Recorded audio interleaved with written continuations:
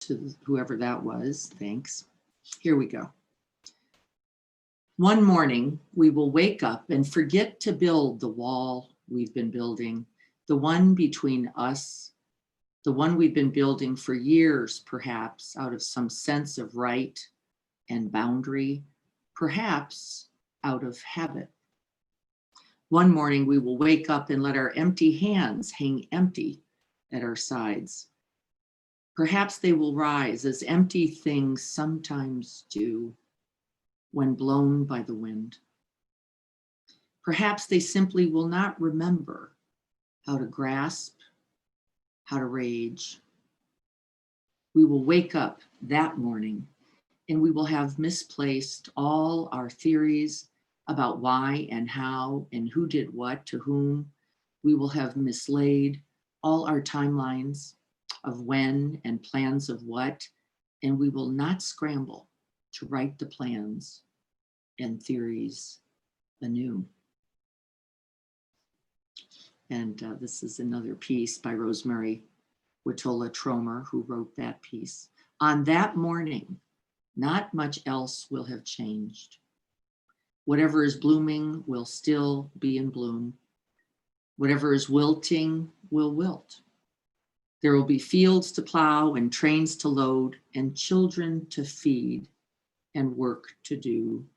And in every moment, in every action, we will feel the urge to say thank you. And we will follow the urge to bow.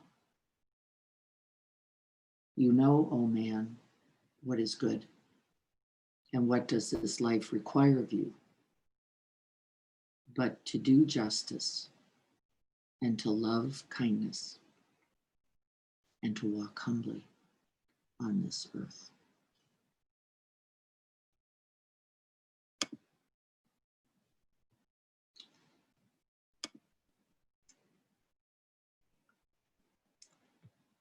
So let's sit and reflect a little bit, contemplate a little bit, feel the truth of that reading in the body. How do we remember these simple truths to do justice, to love kindness, to act mercifully, to walk humbly?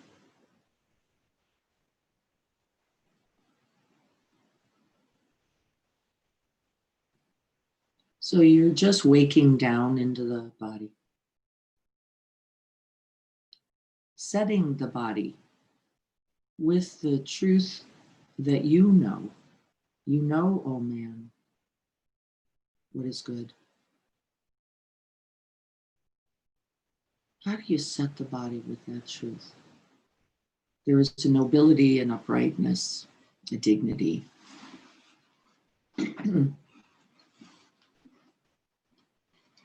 There is an anchoredness as the feet, the legs, and the hips draw downward towards the earth. In perfect balance, right? Isn't it perfect? So the torso, the spine that rises up, the head that touches the sky. And as we are here, sitting here, simply, silently, quietly, in stillness, we feel that perfect balance right here as we arrive to the present moment.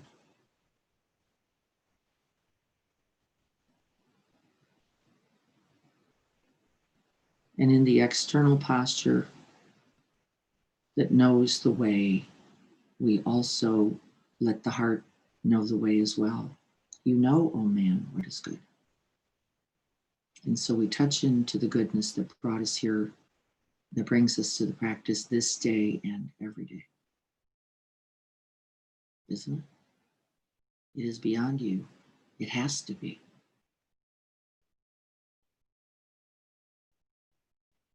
May we offer this to the end of suffering and the realization of true, abiding, unconditioned, undying happiness and freedom.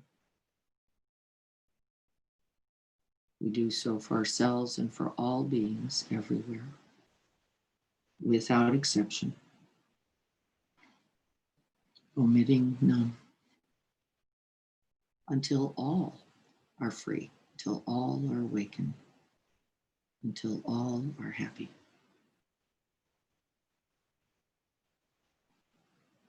So it is.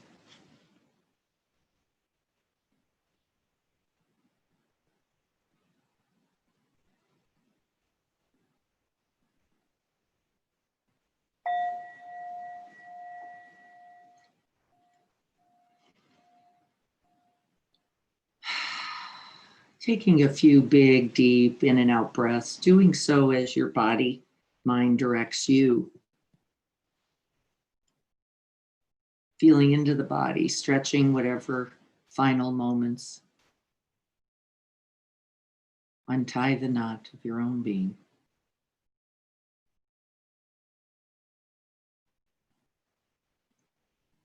So that you can realize awakening this moment.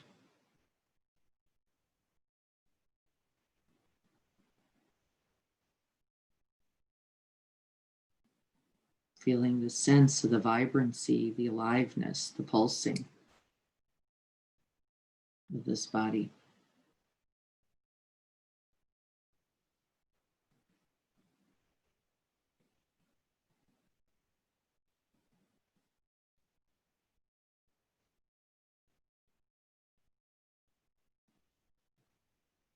That shaky tenderness of being human. And with each out breath, for a few breaths, we begin to let the armor fall. We begin to drop the weapons.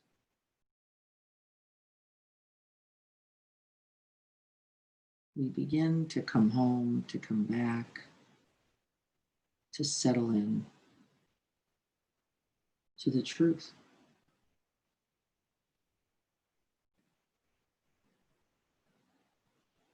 There is only this.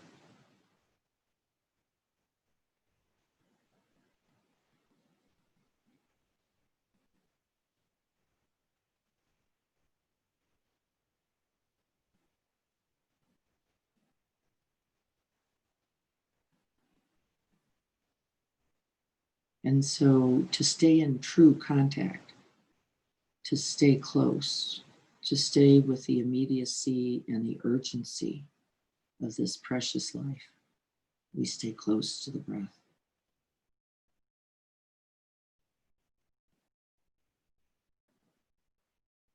Which is inspiring and expiring every moment.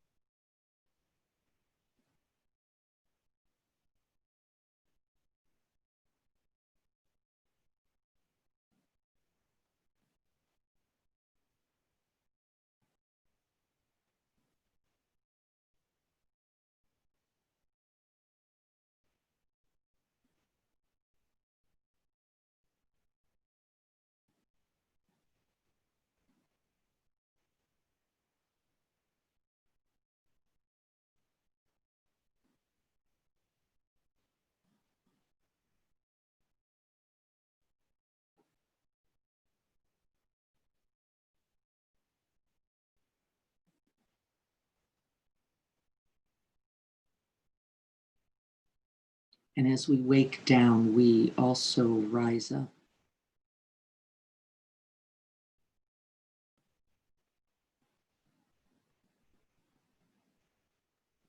Feeling into the body, grounding into the earthen reality.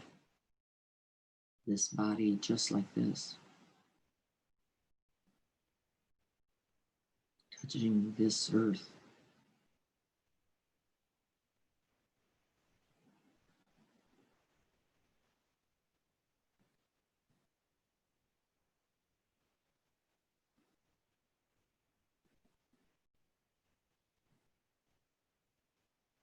And commit yourself wholly to this glad effort, this joyful effort. There's only one thing to do here,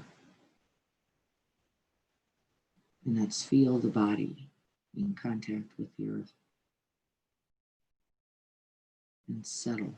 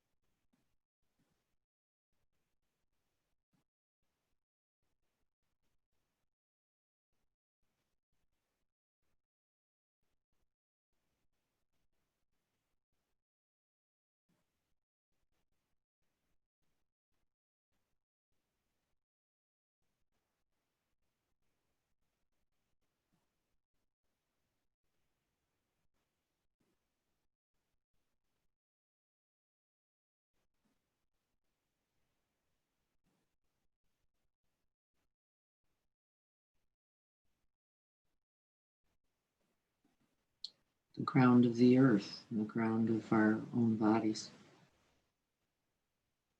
grounding us into presence, into being.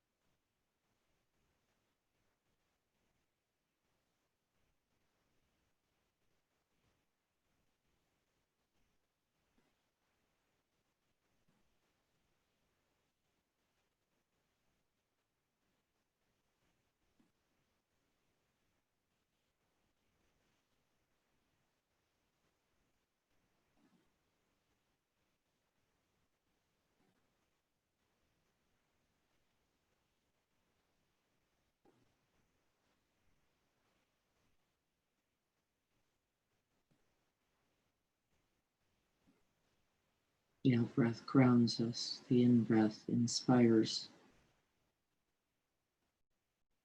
We stay close to both.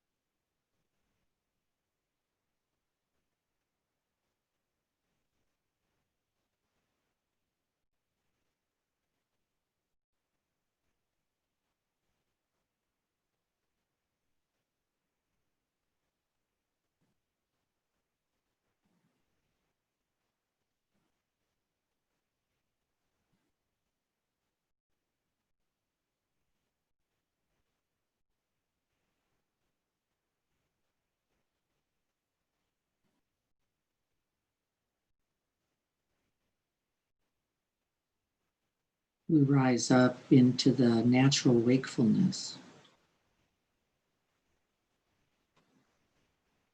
We settle into our humanness, our goodness. And this is the way that we remember.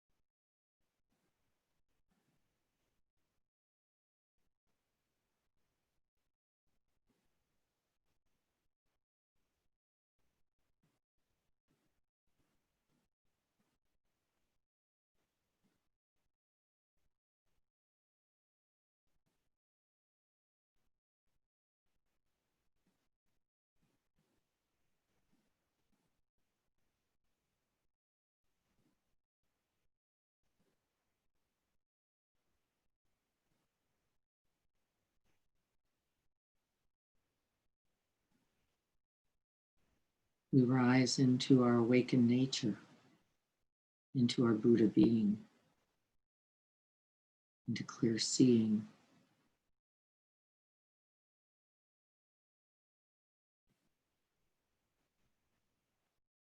But we don't do so by separating.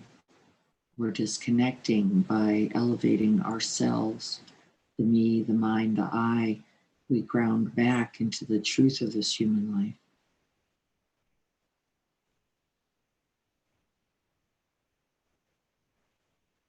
This is where our humbleness, our humility, our interconnectedness is born. We don't abandon this reality. This is the relative bodhicitta, where this human heart lives and breathes and acts.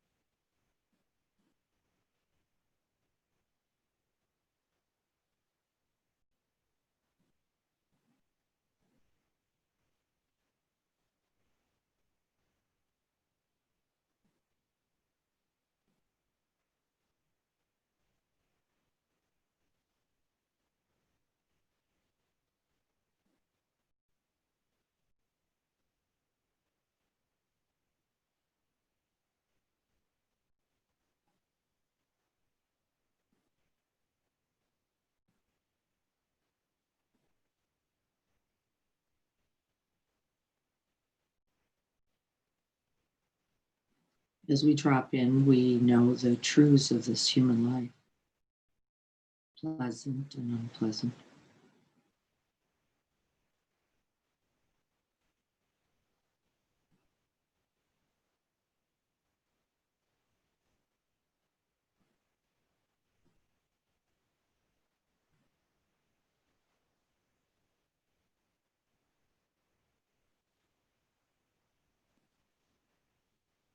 Gain and loss.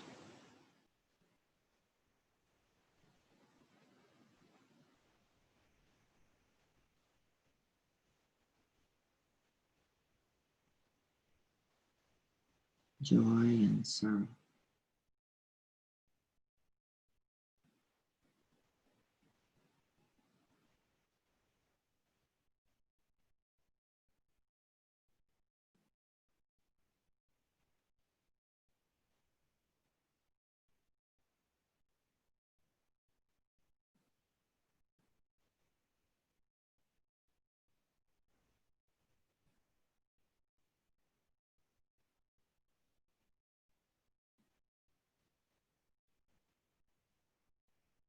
And whatever we touch on that out breath as we drop into the body, drop into the earthen human form,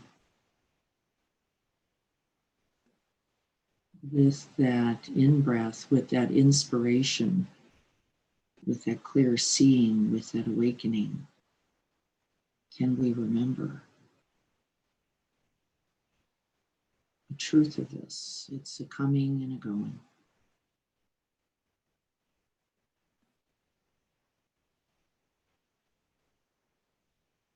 It's not me, not mine, not I. It's not permanent.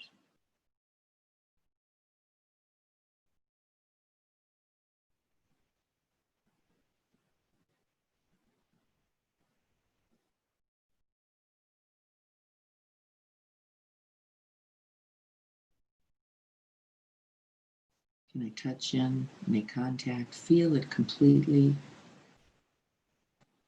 and then release the storyline?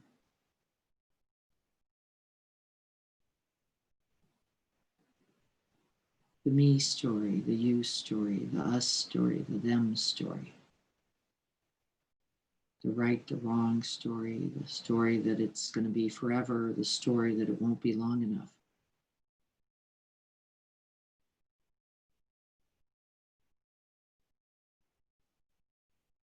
We come to know it in its essence and its humanness.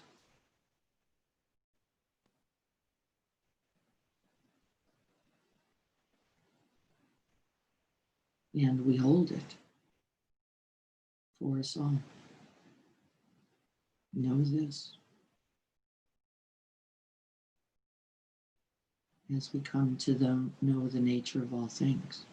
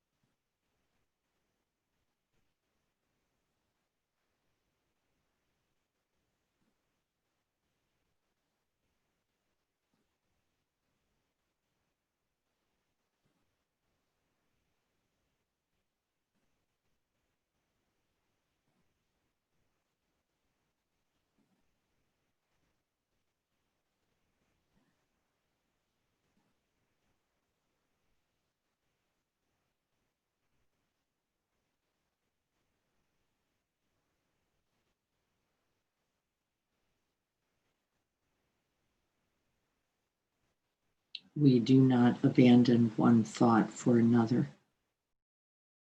It is not a bad thought. Let go for a good thought. We actually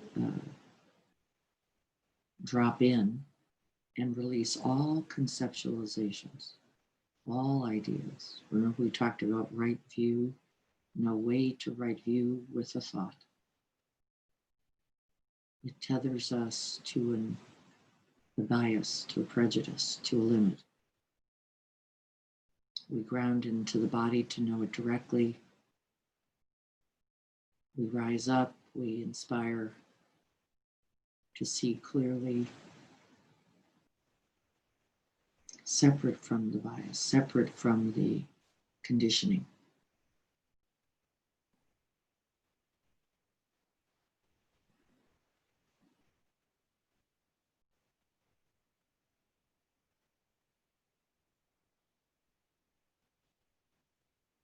Pure, bare awareness.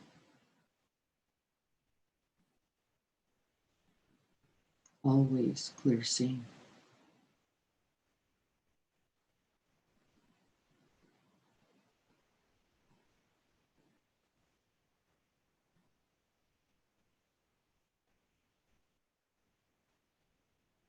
Always still, always silent, always infinitely spacious and boundless.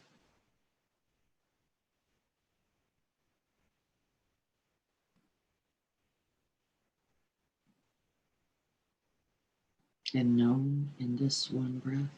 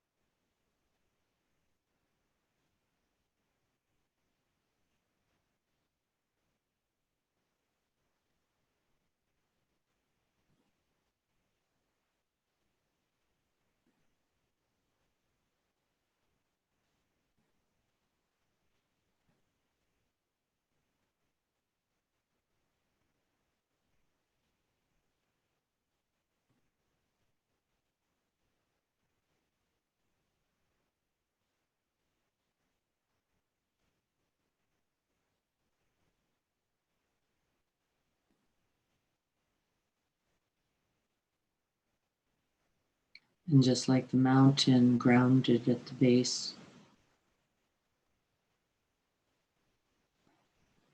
clear seeing from the highest point, touching the sky and the heavens. We then act skillfully.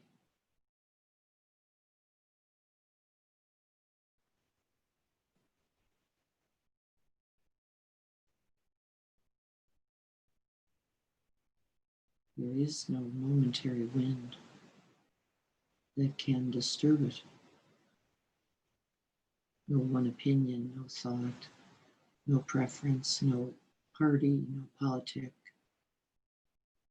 Simply resting, grounded, rooted in the truth.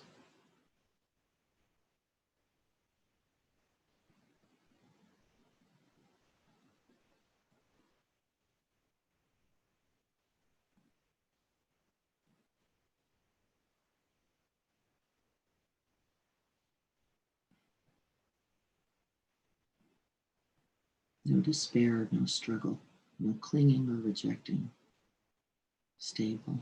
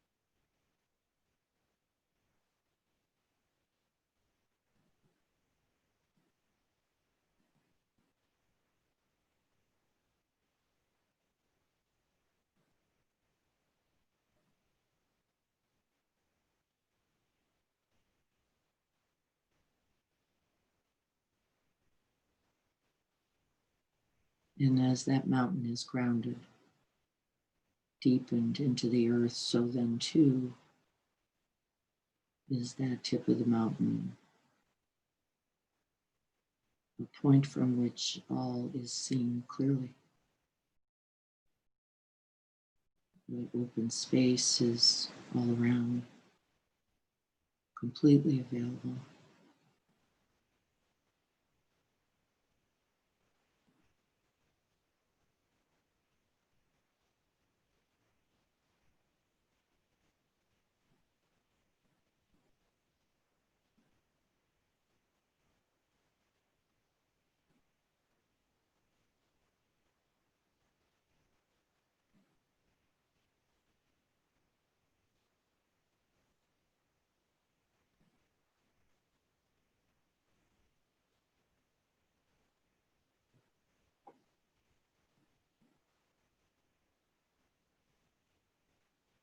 And the first thing you see from the top of a mountain is open space.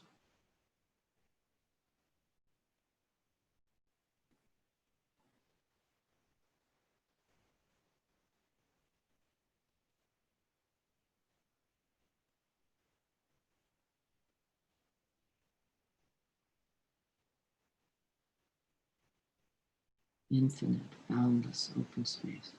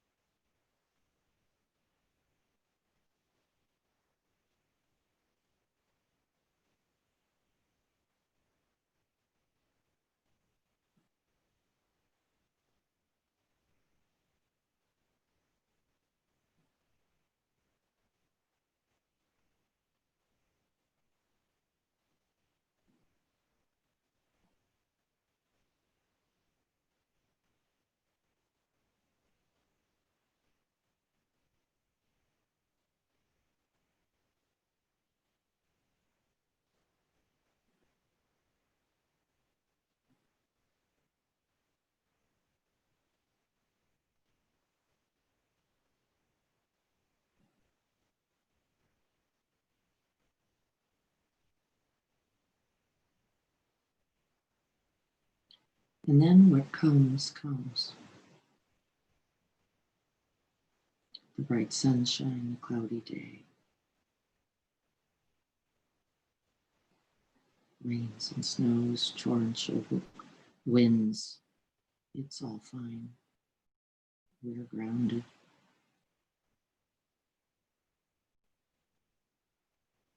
We see it arrive and pass.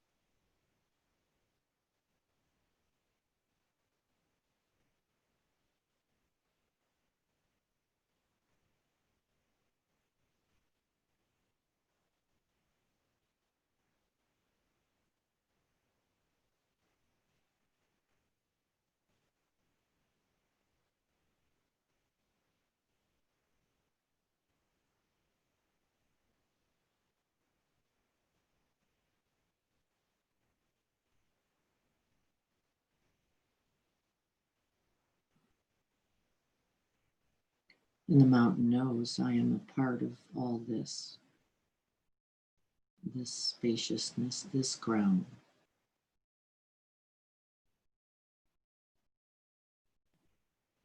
This humanness, the nobility and the suffering.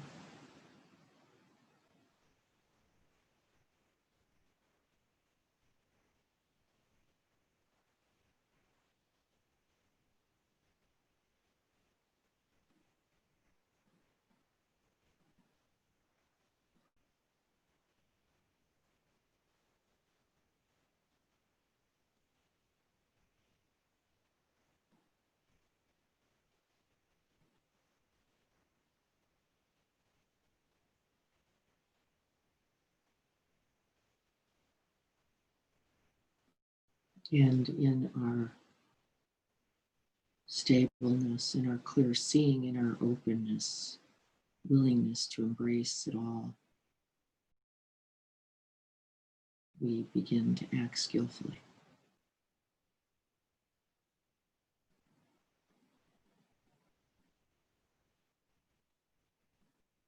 We begin to feel mercy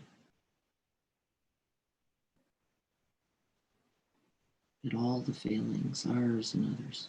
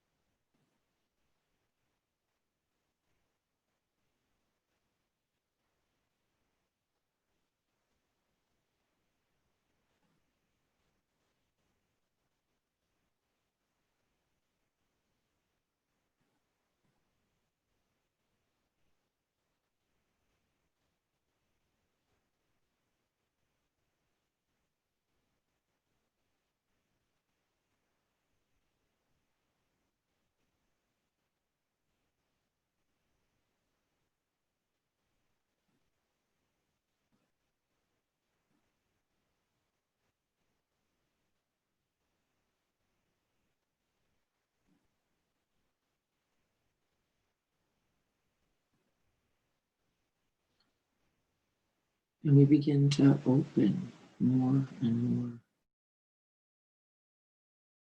And we begin to naturally extend from that mercy, kindness. We see clearly the conditions that contribute to the suffering.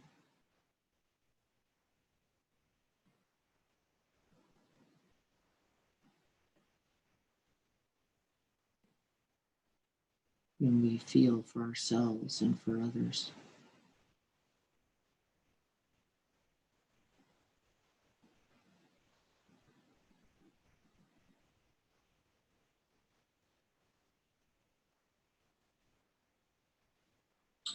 We love kindness.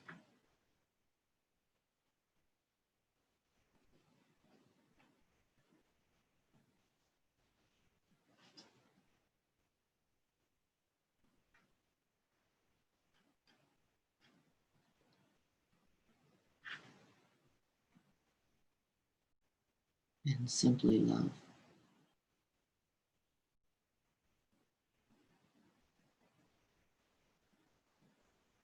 We open wider. We hold more. And it is good.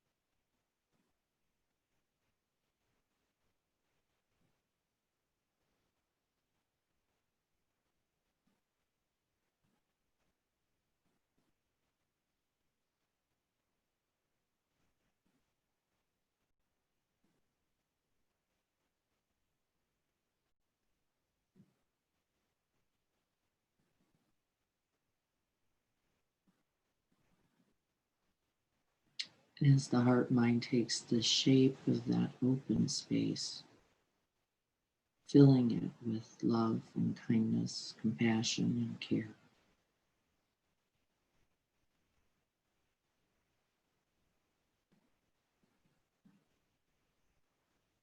There is no arrogance, there is no separation, there is no betterment or worse, there is only this, the human condition.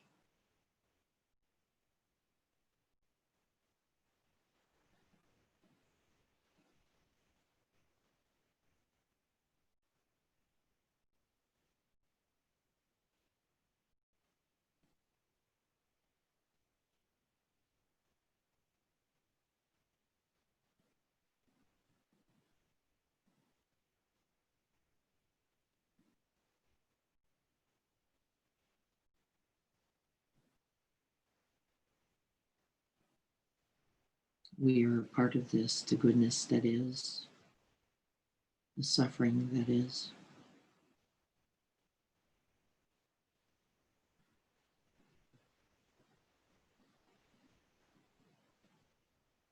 And so we stand, we sit, we walk with humility.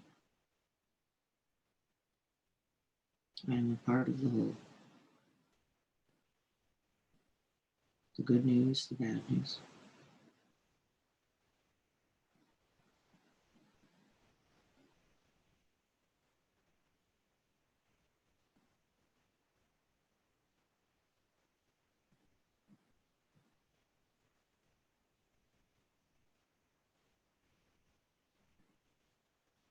And then from that stillness, that spaciousness, that silence, that loving care, we begin again and again to commit ourselves, don't we?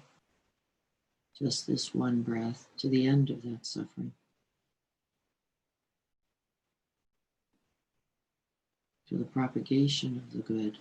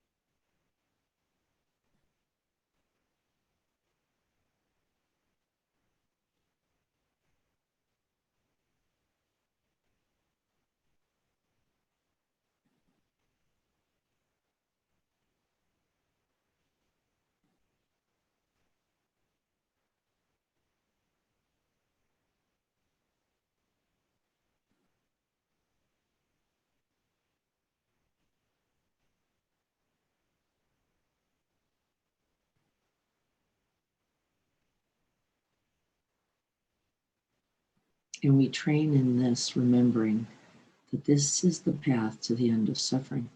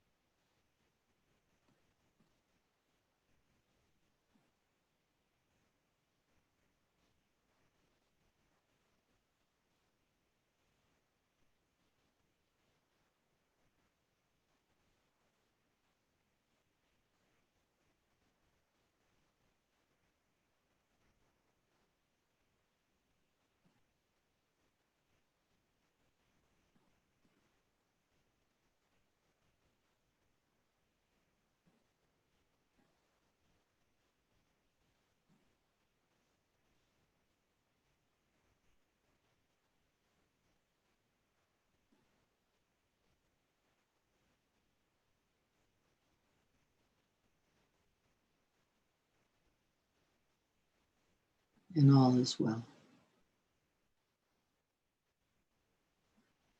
and all manner of thing is well, just like this.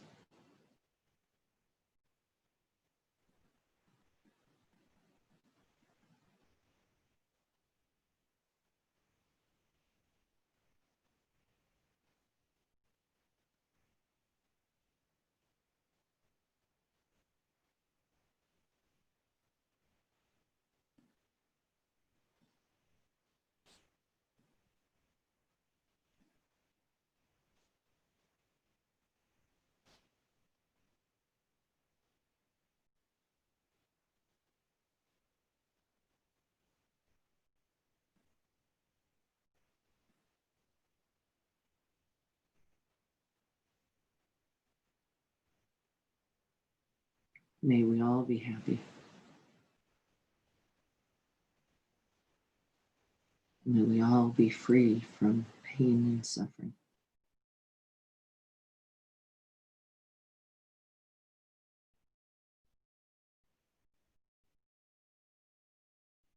May we all live with ease.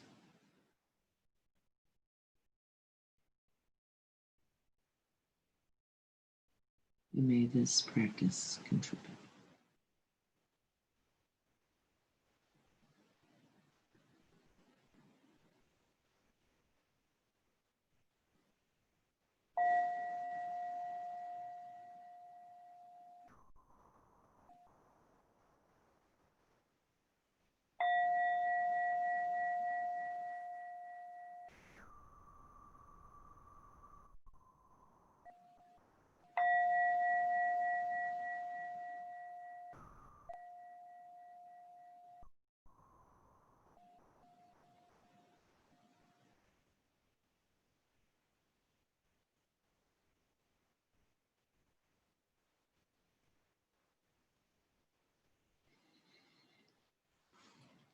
Just beginning to slowly, gently move the body in a way that feels good to you.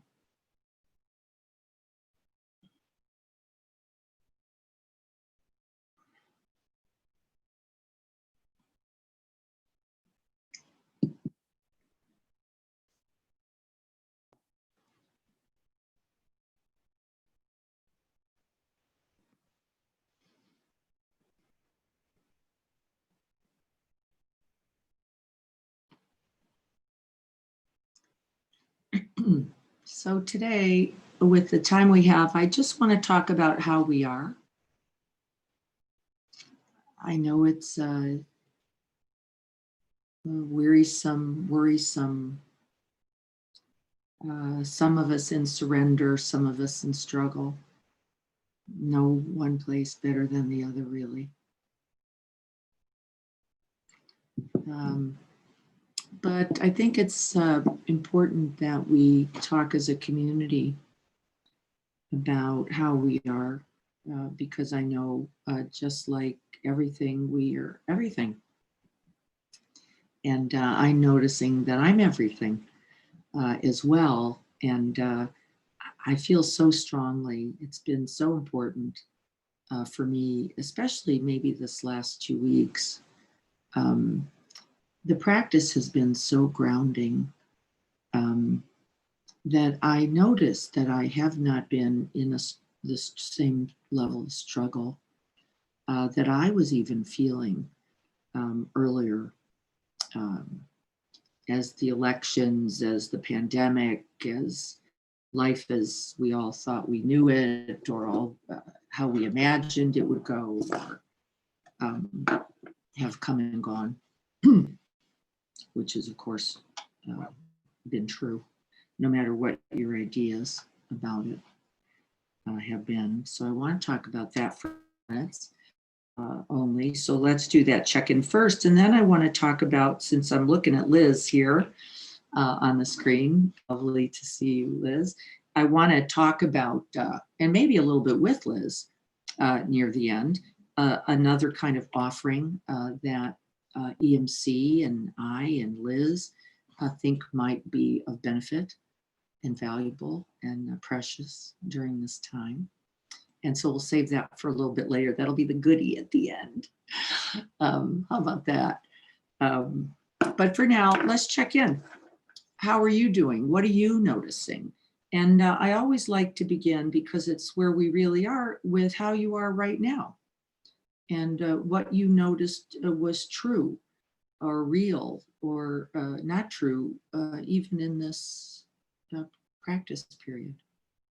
So I'm gonna, you can come on, say hello, click on to chat, however that works most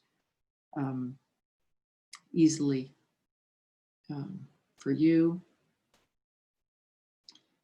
Satya just left and was letting us know. Thank you so much, Satya, for checking in and for practicing with us.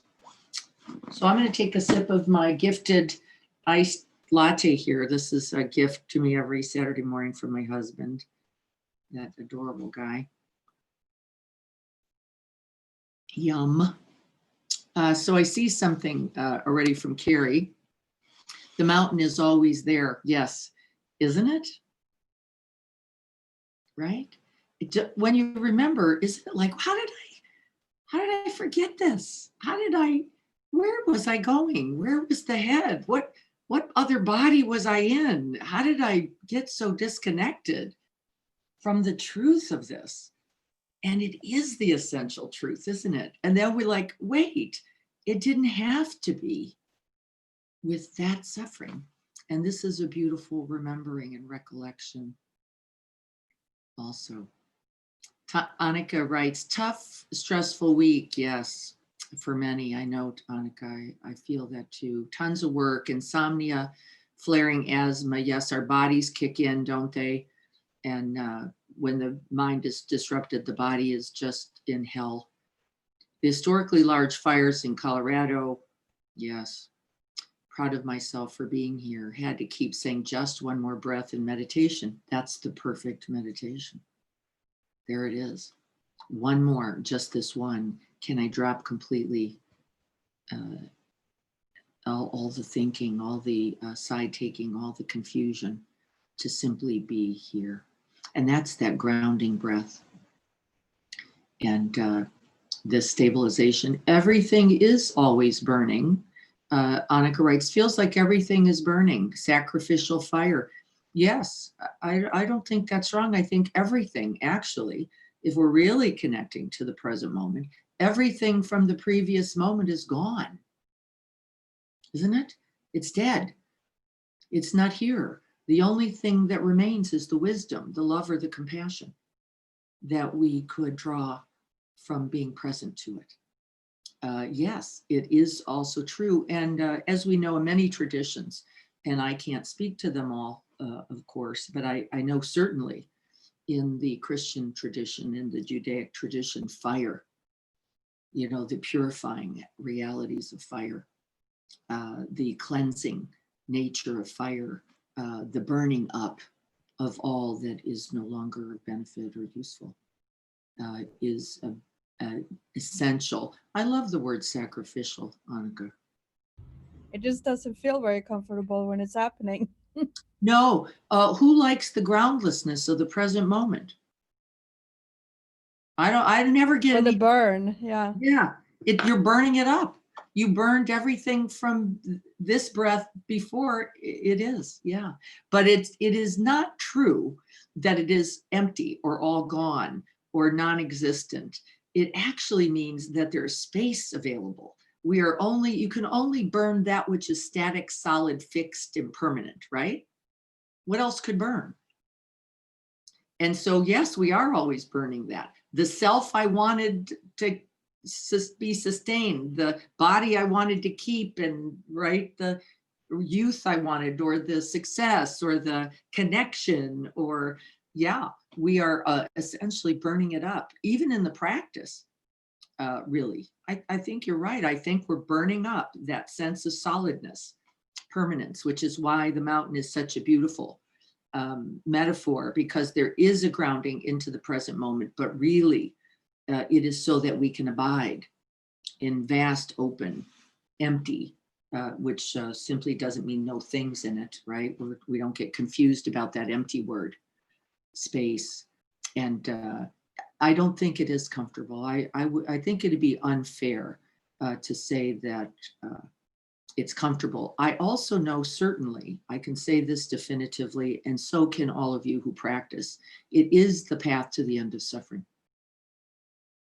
It's not comfortable letting go. It's not comfortable free falling. It's not comfortable not having handles. It's not comfortable, as Pema says, not having a babysitter anymore and going, oh shit, it's me.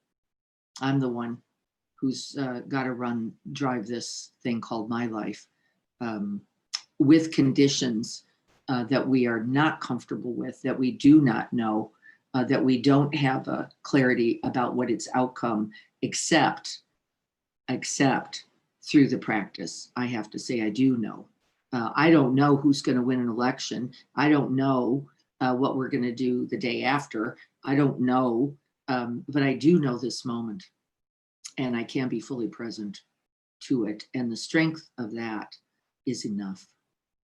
The strength, and the flexibility, the willingness to burn it up in Yeah. this moment. It is I'm not, I know I've taken some time already, but I just wanted to say on a very practical level, it's so heartbreaking. This is like 300,000 acres now yes. that's being burned of the frontier, one of the most beautiful places in the country. It just Yes. breaks your heart open. Yes. Yes. So finding the metaphor, I mean, I believe in the metaphorical side of it, but I also am really, really hurting for it. Yes. Yeah. And it's all appropriate. Don't we suffer for the loss of things we love? Isn't it true? I don't think we get rid of that. I haven't. I wouldn't ask you to do so. It would kill a humanness in us all that would be dangerous. We get to cry for the loss of things. Let's not get so transcendent, folks, that we no longer feel. That's not the practice. It's to feel in and open to include it without being completely shoved over into the fact that there is only death, that there is only loss, that there is only things, the ending. There is also the new breath, the new moment, the inspiration of that which fills the space when space is created. And so we hold both, and that's equanimity, isn't it? We don't get tumbled over by just the loss, the death, the notness. We also open to include the beingness, the suchness of things, and hold both. Hold both in that open space. Both are arising and passing also. Be watchful that it is only a loss. It is not true. You do not yet know what will grow from it. That is also true. And you get to say that. Courtney, with so much uncertainty in the new path I'm personally taking, I'm noticing freezing and not doing anything rather than the busy I typically find myself doing. Yes, beautiful, beautiful, Courtney. Giving up the distractions is an essential part of the path. And actually, yes, the truth is, I don't know. And that don't know mind is actually a beautiful one. It is filled with a much larger possibility than our small p brains could possibly cultivate. Could possibly. And so, yes, you literally rest in the emptiness. You rest in the pause. You rest between the breaths. You rest in the breaths going, I don't know. I don't know how this goes. There is something, however, there is something that says this is the way. And so we keep making contact with that, don't we? Something in me, even though this was totally inconsistent with my life, my lineage, my probably previous lives, if there's such a thing, who knows? I was not heading down this course, or I certainly didn't see that. And it is so clear that it was exactly the right struggle, exactly the right place now. And so I'll just remind you, you're in exactly the right place. And do nothing. It's okay. It's okay, because even immobilizations don't hold. Even the awareness mind can see, and the loving heart can see and hold that. Like, I don't have a clue how this goes. I don't have a clue its direction. I think that's the best way to begin. That way we aren't crafting some self-clinging image. So I'm with you. Let's see, anything else? Fire is purifying, yes. Yes, we know the freeze. And then the thawing, thanks, Chris. That's right, because nothing stays frozen permanently either. Not even the Arctic, right? Don't we know it? Well, that's always going to be that. Well, no, not true. Yeah. Walking across our own fire. Thank you for letting me know how you are. Keep talking to me about this. We have just about 4 or 5 more minutes. I see something about somebody's cat. I'm going to come back up here to look at Dennis's share. I'm finding it harder and harder to talk with parents, yes, about what they need to do with their children to keep them feeling good. My cat was cuddling this morning. That's a good feeling, reassuring me that my life matters. Beautiful. I do know I need to be with nature every day. Yes, to remember our own nature, it is best to rest in the open space of nature. Also, to connect with that truth in us. That's right. So, thank you. You know, it is we're struggling because we're confronting now, once again, it's always true, by the way. It's always a joke when we think we know something.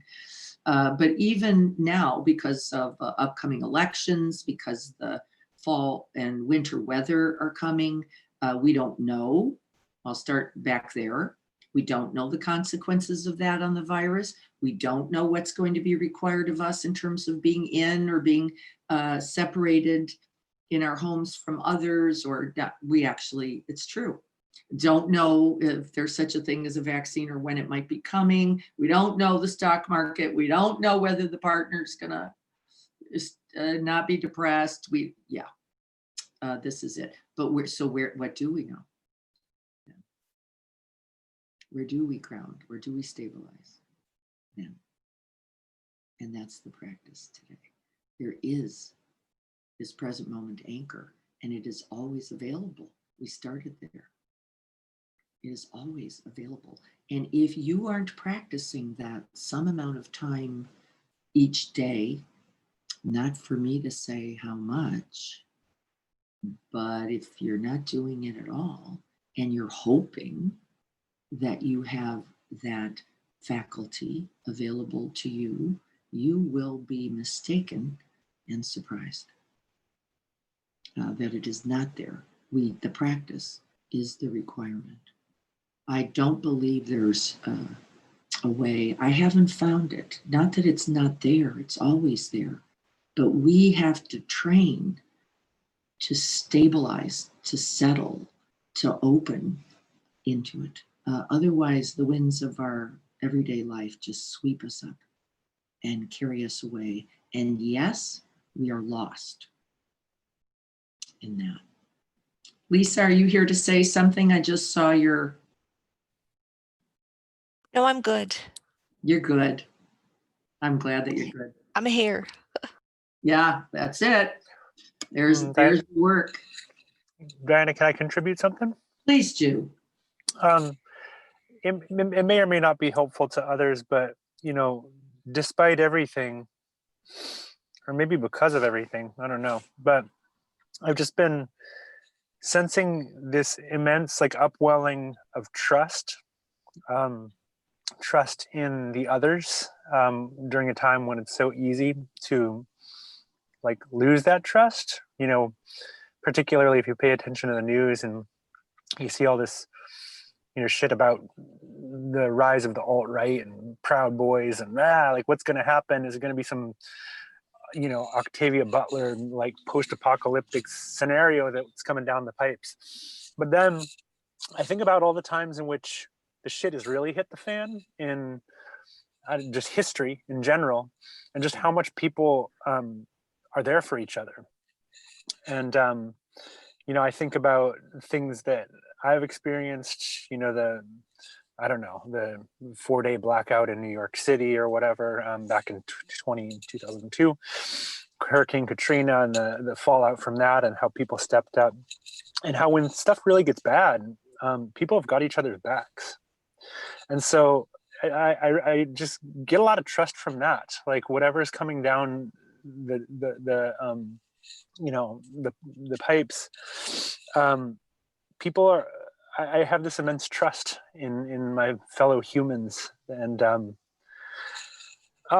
I mean, it breaks my heart, but it's like we'll be okay, and we will be okay individually and as a sangha and as a collective with our practice.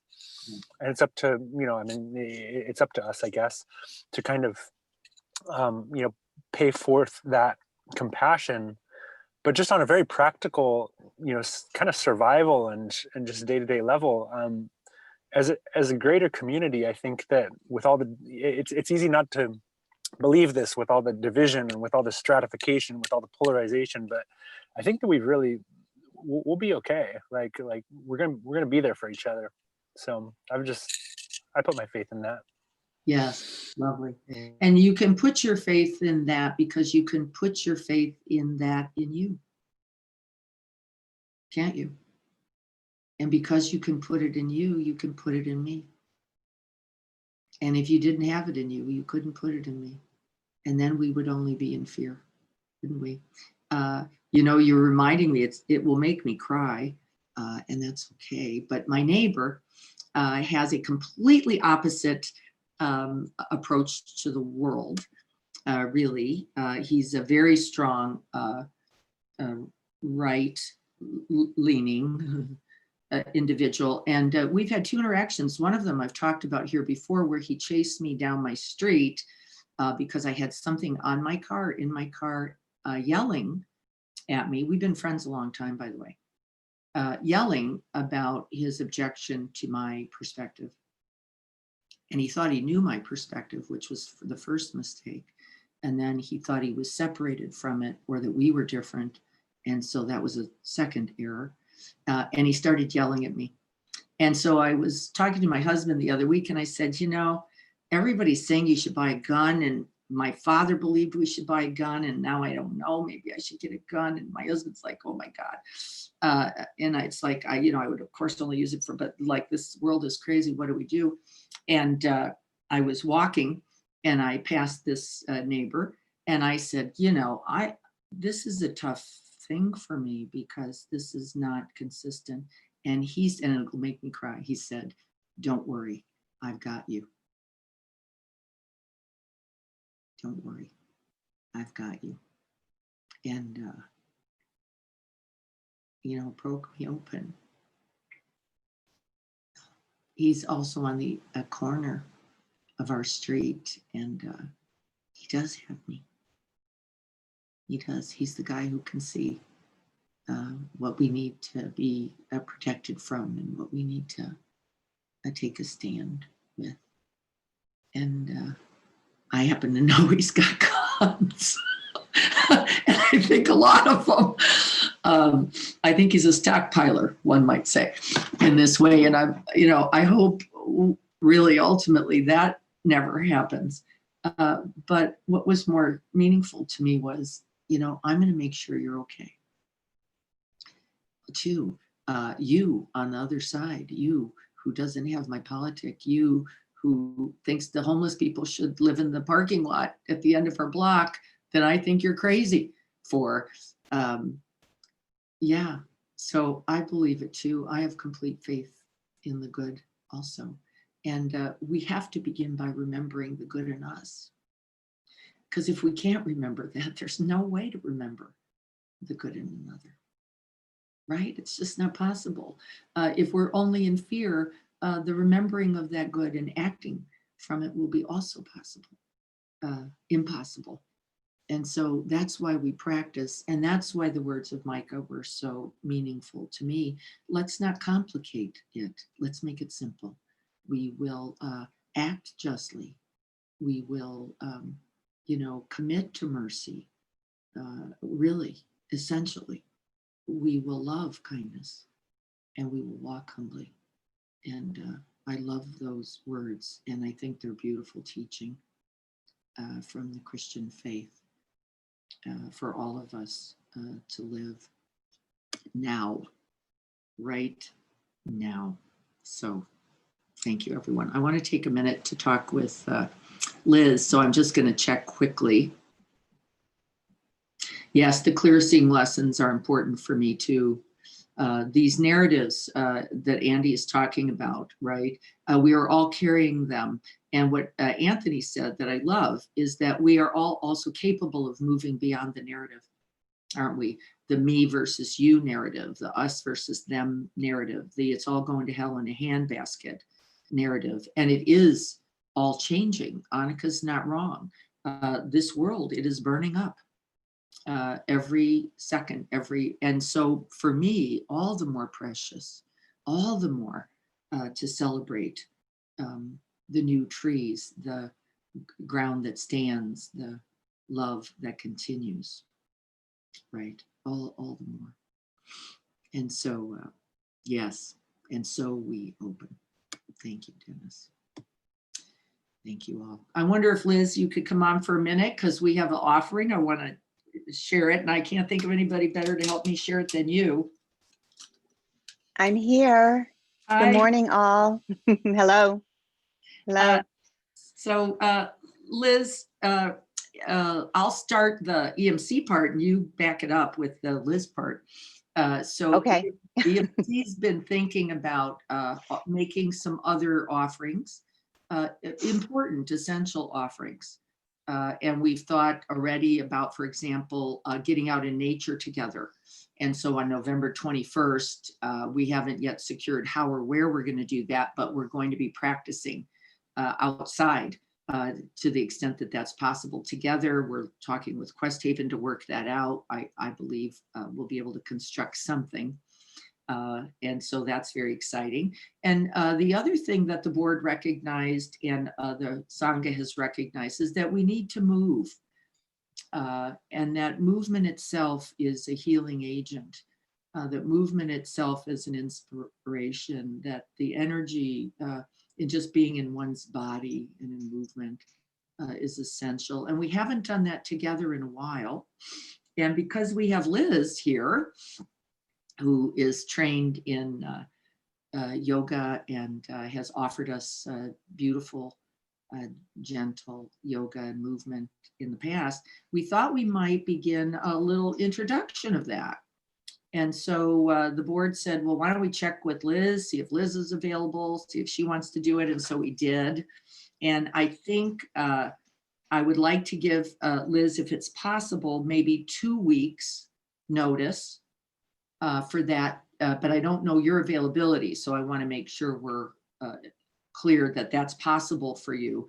But I'd like to offer 2 weeks of newsletter offering to let people know that we're going to be doing it. And I think the way we're talking about it now, and then I'll speak with Liz about what her thoughts are, is that we will sit together from 7:30 till 8:15. We'll talk for just a moment. And then at 8:30, we will get on the ground together or stand together or move together, I suppose is the key point. And then we were talking about whether it should be 30 or 45 minutes. I don't have any wisdom personally about that. I don't know the answer. I thought, Liz, we'd check in with you on that.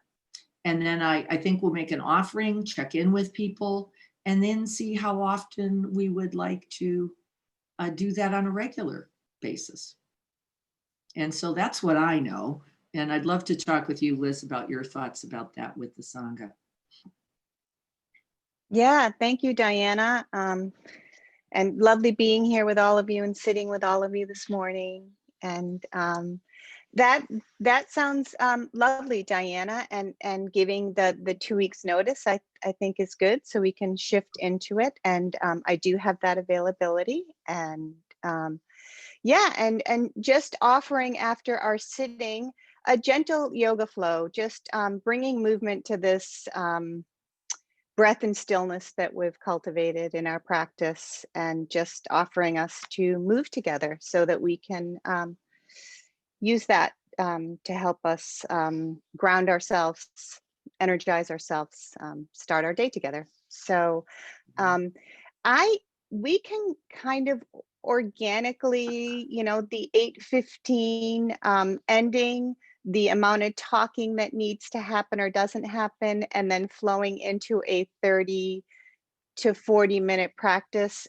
We can be really flexible, Diana, and let the group kind of decide that all of that works for me, as far as how we transition into it. It needs to be comfortable for everyone. It will be a gentle flow so people feel comfortable. In the newsletter, you'll see if you have yoga mats and props and you bring those to your space, that's great. And if you don't, and you have pillows and blankets and a comfortable rug, and you make that space for yourself, that's perfect too. So Yes, that's wonderful. yeah. How Yeah. does that sound? Yeah. Yeah. So, I love, personally, for me, yoga is embodying, the heart mind. And I love its translation for me beyond this clear seeing, open hearted into every cell pour. I love that. And I'm excited to have Liz make that offering. And we'll figure like the technicals out. I'm not too worried about it either. I would like to start by 8:30 because I know some people just have to get out of here by 9 o'clock. And we will, of course, create space and honoring for that. That's not any problem for me either. But I would say at least 30 minutes in the movement, and then maybe a couple minutes in the sort of settling it all together. And those who can't stay for that part won't because they can't, and it's okay.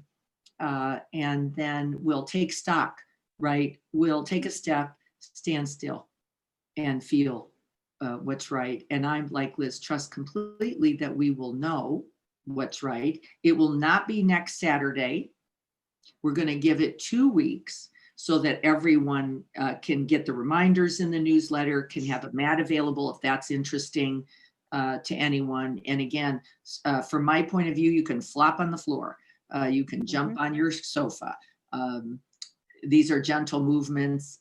So, a lot of accoutrement is not as essential except for your own well-being and safety.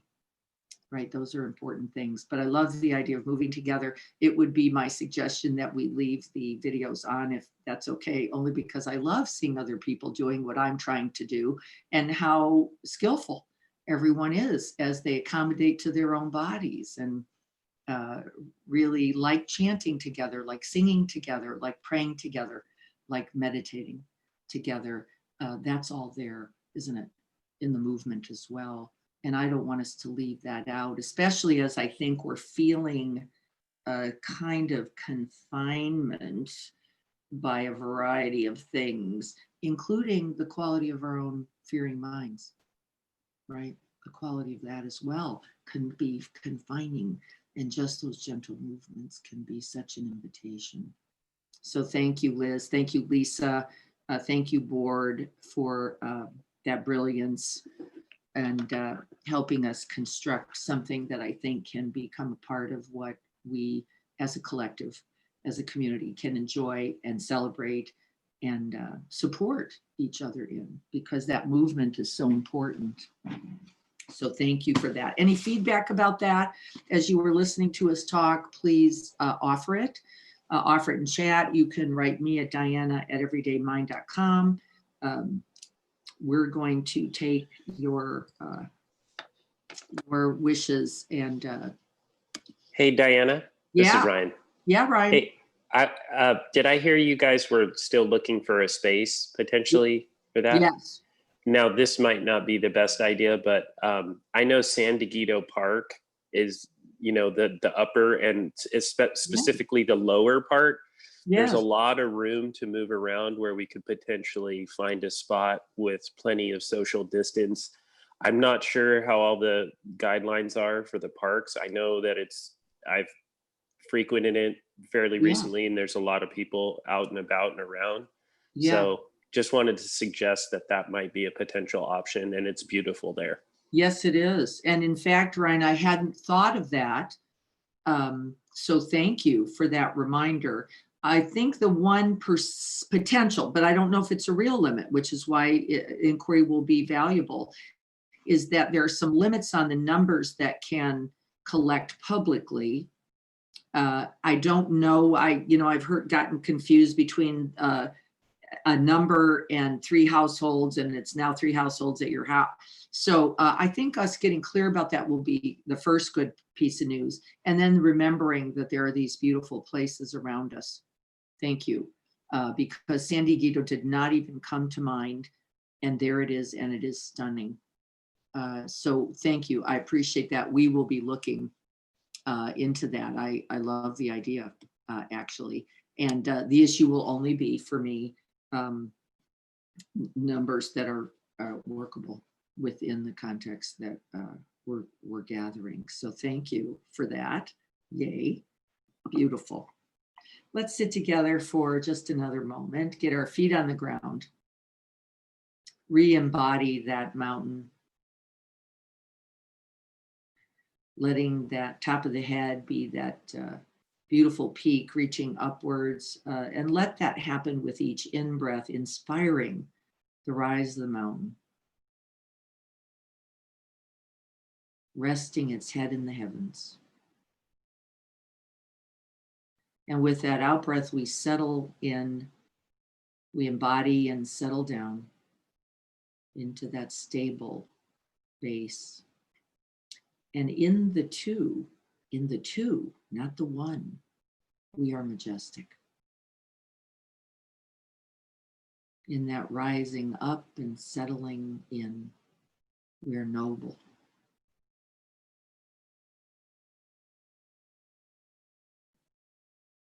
Dignified. And we embody that goodness. And remember that we are this moment. No thoughts required.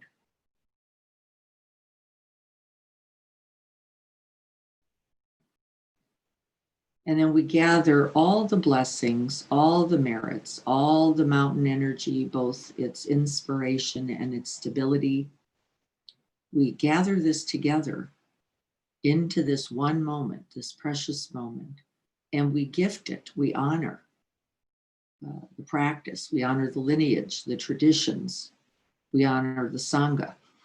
We honor the truth. And we breathe it out. And as we breathe out, we send it out from the top of that mountain into that wide open space all around, the quality and space of your own heart mind. You're not just looking out at something, that's you. Those very same qualities are your essential essence.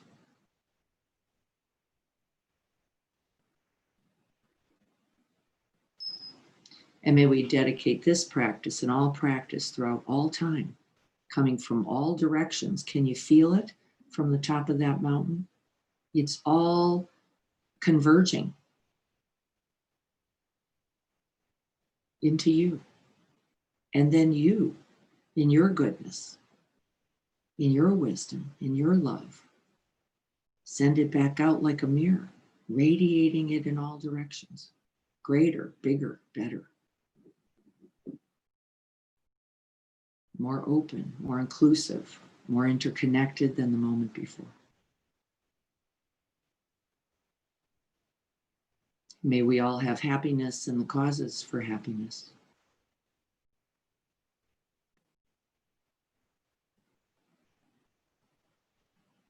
May we all be free from suffering and the causes of suffering.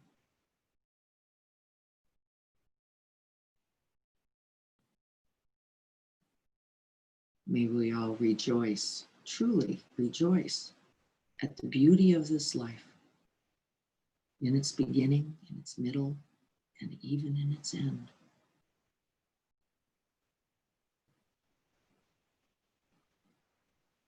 May we rest in the great arms of equanimity, love, compassion, and wisdom, free from the worldly winds, free from all suffering.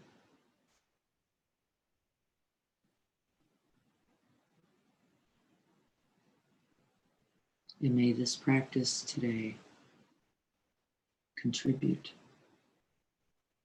as it does, as it will, as it is. So be it.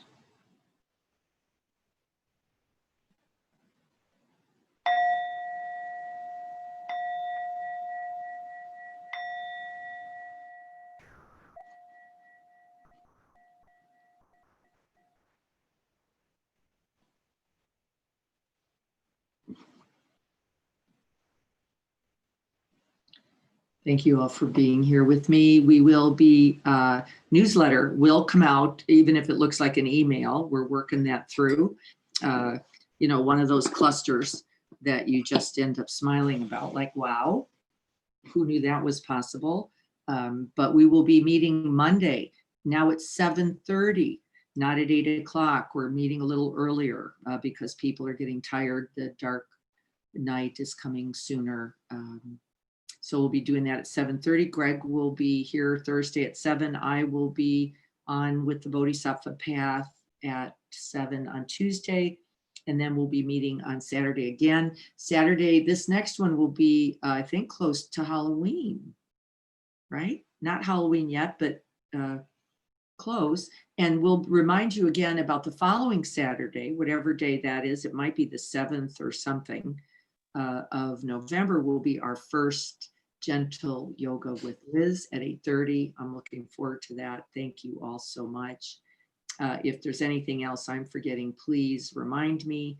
I'll try to include that in the newsletter this week. If you aren't getting the newsletter the last 2 weeks, that doesn't mean you're not in our database. That's because of our challenges. But is there anything I'm missing right now? Anyone? I think we're good. Okay, wonderful. Mwah. Thank you all. Please be well and keep that mountain, both its height and its groundedness in mind. Blessings, everyone.